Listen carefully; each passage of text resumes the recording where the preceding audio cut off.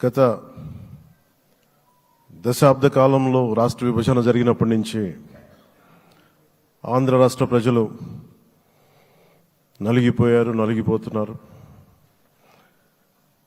గత 5 సంవత్సరాలుగా మరి రాష్ట్రంలోని విపత్కర పరిస్థితులు తెలుసు. మనందరం సమిష్టిగా పోరాటం చేసి కలిసికట్టుగా ఉండి అద్భుతమైన మెజారిటీలతోటి 164 శాసనసభ స్థానాలని ఎన్డీఏ కూటమి దక్కించుకుంది. అద్భుతమైన విజయం. 21 పార్లమెంట్ సభ్యుల్ని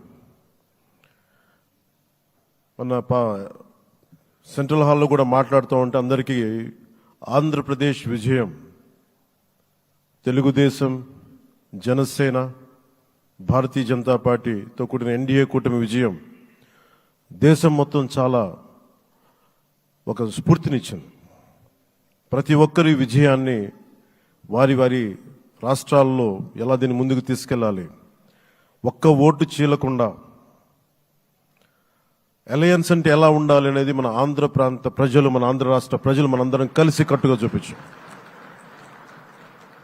2021 మార్చి 14 ఇప్పటం సభలో నేను ఒకటే తెలియజేసుకున్నాను. ఆ ప్రభుత్వ వ్యతిరేక ఓటుని చీలనివ్వను. ఆ మాట మీద ఉన్నాం, ఆ మాట మీద నిలబడ్డాం. ఒడిదుడుకులు ఎదుర్కొన్నాం, తగ్గాం, కానీ నిలబడ్డాం. ప్రజల నమ్మకాన్ని పెంచాం. అద్భుతమైన మెజారిటీతో ఈ రోజున మనం ప్రభుత్వాన్ని స్థాపిస్తున్నాం. చాలా మాటలు ఇచ్చాం. పొద్దున కూడా జనసేన లెజిస్లేటివ్ పార్టీ మీటింగ్లో నాయకుడిగా ఎన్నుకున్న సందర్భంలో మాట్లాడుతూ మనం చాలా మాటలు ఇచ్చాం. ఇది కక్ష సాధింపులకి సమయం కాదు, ఇది వ్యక్తిగత దూషణలకు సమయం కాదు. ఇది 5 కోట్ల మంది పైగా ప్రజలు మన మీద నమ్మకాన్ని పెట్టుకున్నారు. మన మీద మనందరం ఉమ్మడిగా, మనందరం సమిష్టిగా ఆంధ్రప్రదేశ్ ప్రజలు ఏ అభివృద్ధి అయితే కోరుకుంటున్నారో మనందరం సమిష్టిగా దీన్ని ముందుకు తీసుకెళ్ళాలి, అభివృద్ధి పథంలో నడిపించాలి. విద్య, వైద్యం, ఉపాధి, సాగునీరు, తాగునీరు, లా అండ్ ఆర్డర్ ఇవన్నీ చెప్పొచ్చాం. మనం బలంగా నిలబడతామని. అలాగే ఉమ్మడి మేనిఫెస్టోలో చాలా మాటలు ఇచ్చాం. వాటన్నిటినీ బాధ్యతగా ముందుకు తీసుకెళ్లాల్సిన అవసరం ఉంది. ఇలాంటి ఛాలెంజింగ్ టైమ్స్లో ఒక సుదీర్ఘమైన అనుభవం ఉన్న నాయకులు కావాలి. 4 దశాబ్దాల అనుభవం, అభివృద్ధి మీద అపారమైన అవగాహన, పెట్టుబడులను తెచ్చే సమర్థత, ప్రతిభ.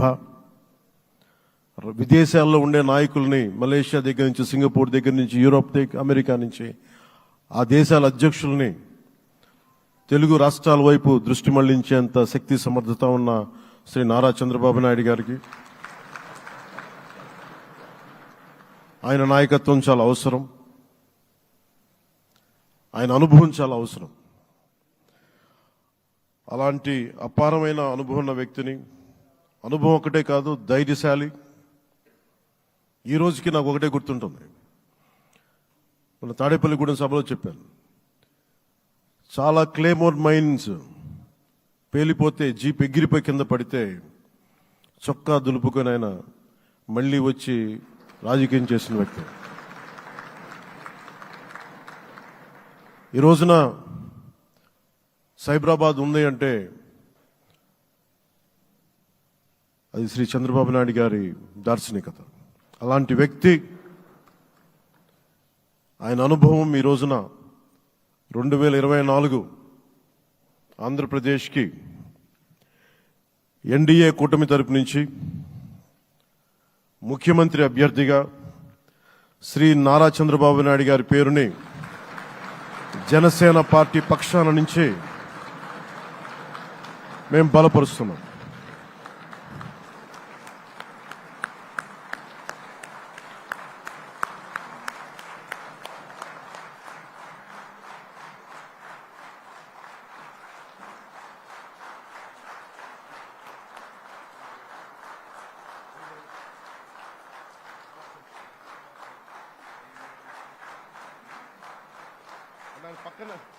ఇది నేను ఆయన పక్కన పెట్టుకుని చెప్పాలి. ఆయన నలిగిపోయారు జైల్లో.